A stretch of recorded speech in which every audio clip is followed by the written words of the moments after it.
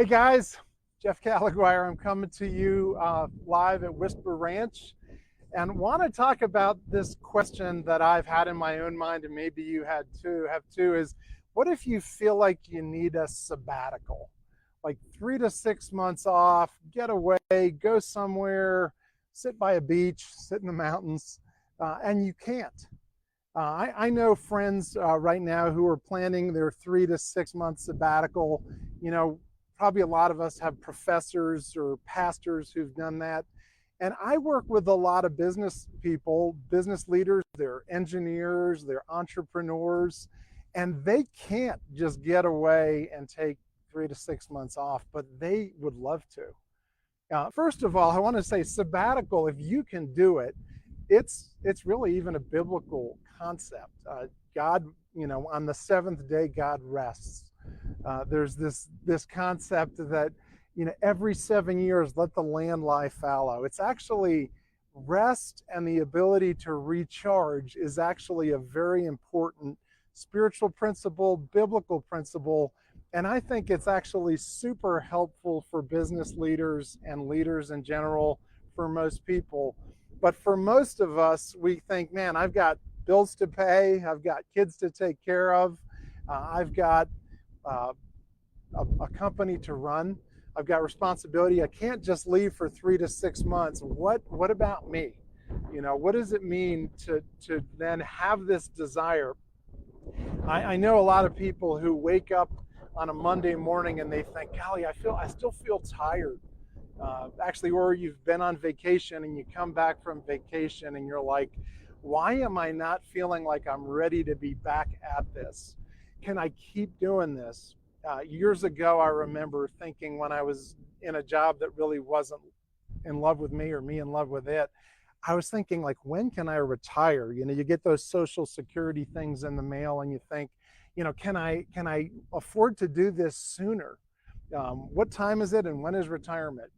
Well, that is not a good way to live. Ultimately, my vision and my love is helping people find what they never would want to retire from. And that really is possible. But some of the things I'm going to share today can help you if you've ever come to a place where you're like, all right, I just want to leave and get away for a year, for 2 years, whatever it takes. So, first thing is, do you have a dream that's bigger than you?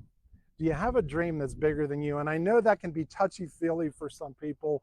I work with business leaders and they're like, I don't have time to think about a dream. But really what it is something that you're going towards, that's your why. It's compelling to you. It actually makes you want to get up in the morning because it's something you feel like you're doing that's bigger than you. It used to be, it was like the middle class American dream, the white picket fence. But I think for a lot of us, it's what is significant. What's the purposeful thing that I can do that's my mountain, that's my bigger thing that I want to move towards? And then that compels you. And so the first thing I would say is, have you gotten clear on, can you articulate what is the bigger dream that you have inside of you that relates to what you're doing? Not that what you're doing can be put aside, or maybe it eventually gets moved as you move towards that bigger vision that's somewhere else, but you've got to get clear on it. Number two is, do you have things that you're doing right now that really are draining to you? Do you have things that you're doing that when you do them, you actually feel like it sucks something out of you? I do a thing with leaders that we call an energy audit, where we look at their whole schedule, like what they did last week or last month, and what were the things that actually brought a positive charge to them, and what were the things that kind of sucked something out of them, made them feel like, oh boy, I got to keep doing this. So as you get clear on what's draining you, you really have three choices, right? Especially if you just can't leave and go take sabbatical for 10 years. Number one is, you can dump it. You can dump it if it's something you can dump. Sometimes you're doing things that you really don't need to be doing, and yet you feel like you should and you have to. There was a guy I was working with a few years ago, and he was on 12 boards, and he realized most of those boards were energy negative to him. And so he was able to start dumping them one by one until he got down to just a couple. So is there anything you're doing right now that you can dump? Number two is, if it's draining, can you delegate it? Is there something that other people would love to do and they're good at, and they would actually get energy positive, but you keep doing that maybe you don't need to do? I mean, if you just think about that and write it down, how many things do you do each day or each week that somebody else could do better or more effectively, or allow you to move towards what you really are meant to do? Number three is, can you do it differently? If it's draining to you, can you do it while you're out on a walk, or do it out walking in the mountains? I do a lot of my coaching hiking with people because it's so energy giving that it's not just sitting there across a table, or especially like a boardroom. But part of the reason that Mindy and I have moved here is we want to do our lives differently. And we get so filled by being in this setting. And that's what we would want for more and more people, that they could do it differently. And sometimes they don't need to be in an office. They can be somewhere else. They can be in an environment that brings life. So can you dump it, delegate it, do it differently? And then the third thing that just to ask you is are you devaluing your own rest right now? Do you invest in your rest?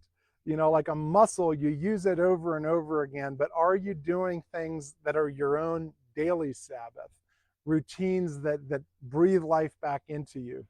I literally spend the first 90 or so minutes of every day praying, meditating, reading scripture, because it breathes life into me. And trust me, you can ask Mindy, I am not this, wild morning person, but I look forward to my mornings because I know that's going to get me off in a way that brings rest into my day. So when I meet with my clients or do these videos, I feel like I'm alive and I'm rested. So are there rhythms that you can put into your day, into your week, where you are truly getting recharged and rested and not feeling guilty about those? Hey, if you're listening to this, we have created and have developed a place called Whisper Ranch that is dedicated to breathing life into you, into leaders in transition. And if you would love to come and spend a day here, a couple days, either on your own or with a team, or with me as a coach or another coach, this is dedicated to you having life for the long haul. As a leader, as somebody who is doing important work, we want to be a part of breathing life into you. So if that's of interest, go to theleader.coach. You'll see opportunities there. Whisperranch.com is now live. You can go there as well. And love to have you come here and breathe life into you, to your marriage, to your team, and see you thrive for the long haul, because it's really important that you do that. I look forward to hearing from you. Thanks for taking the time to watch this. Let's talk. Bye.